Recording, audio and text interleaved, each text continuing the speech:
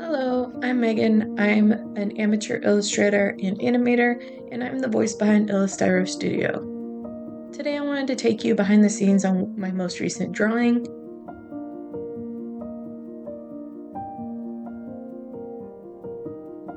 I know this video is long. I sped it up where I could, but I didn't want it to be too fast to where you wouldn't be able to see and distinguish what was happening. I've included chapters below, so if there's a specific part that you want to cut to, please feel free to utilize those. I started filming this after I had already started drawing it, so I apologize for that. But hopefully from these beginning images, you can kind of see where I started off at. And if you have any questions about it, I'm more than happy to answer those.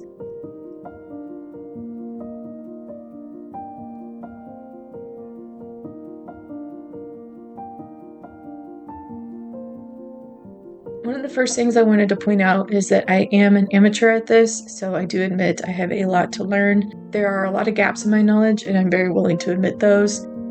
I am hoping to use this video as a learning tool for myself to go back and watch and just kind of see, areas where I can improve, get more efficient, just become a better artist. I really enjoy the process and I really enjoy learning, and even just watching this video back as I was editing, I've already seen so many places where I can continue to get better. That being said, I hope that others will get use out of this as well. There's a few different techniques that I used in this particular drawing, and I know that it took me a while to learn how to use each of these techniques. And so I'm hoping that this video helps people who are in my position and looking for information on these different techniques and are having a hard time finding it, or maybe having a hard time figuring out how to implement them. I also wanted to point out that this is the first time that I'm filming myself while drawing on an iPad, so I apologize for the quality there because I've never done this before, so I'm still trying to figure that out. I hope that as time goes on, that'll get better. For now, I'm thankful that you can see most of what I was doing. However, later on in the video, sometimes my hand might get in the way, and I'm sorry for that. It's something that I'll work on for next time.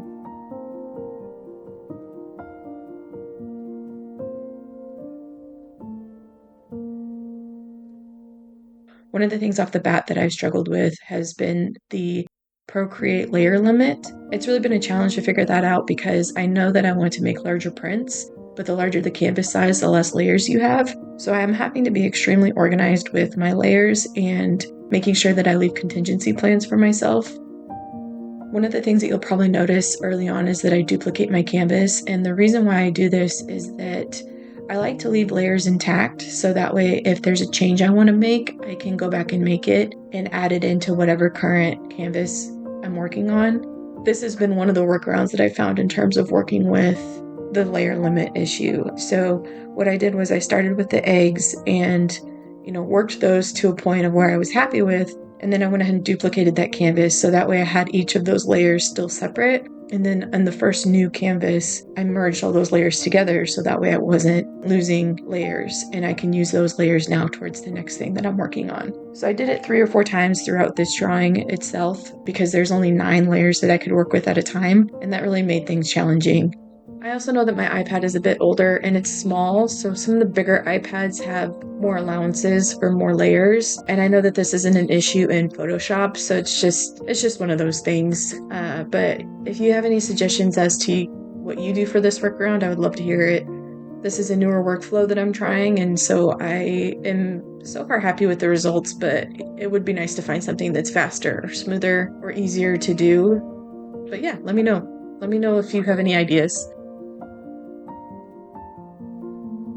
The other thing that I realized that I need to get better about is naming my layers, because there was quite a few times where I got lost on what each layer was. But yeah, like I said, it live and learn, right? So the biggest thing I think I've learned watching this back is the layer, like organizing my layers, and how much more efficient I'll be in my drawing if I organize them as I go, so that way I'm not losing them. And organizing my duplicates, because as I was duplicating, I wasn't naming them. And there's a part at the end where I wanted to go back and edit something, and I kind of got lost in all my duplicated canvases. So that's on me. I just need to get more organized in terms of my workflow, but I'm learning. I'm learning and adapting as I go. The other thing that I learned after watching this through and looking at my finalized drawing is that I wish that I had incorporated other colors.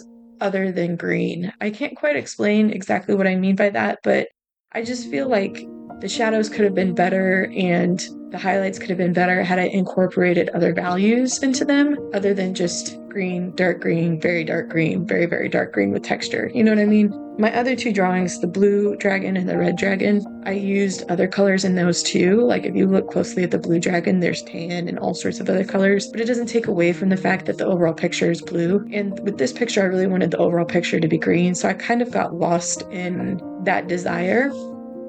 I know that logically I could have worked around this had I planned out my color palette before I started, but I didn't do that. So it's fine. It's just, it's a lesson learned for next time, something to remember that either plan out my colors or take a little bit more time to experiment with different colors and kind of see how they look. I will say it was hard to film and draw at the same time. I have a paper-like screen protector on my iPad, and so that already kind of adjusts the colors a little bit. And then because I was filming and using different lights and different angles and stuff, I wasn't able to get as close to the canvas as I usually get. Like I'm one of those that I want it right in front of my face. And so when I finished and I was looking at it, I was like, oh, I could have, there was a few things that I wish that I had done slightly differently, but that's okay. It's fine. The overall picture I love, so it's fine. Anyways, on the final picture, on the right side of the image and the bottom of the image, there's some stuff that kind of gets lost. And I really wish that I had used like some purples and, other colors to kind of bring out those shadows, because the blue that I used is a little bit too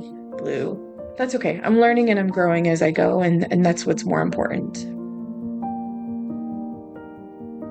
I'm going to end the talking part of the video here. I really hope that you enjoy the rest of the video, and please drop a comment below if you have any helpful suggestions on how to improve workflow, or if you have any questions on anything that you see. I'd love to chat with you and learn more.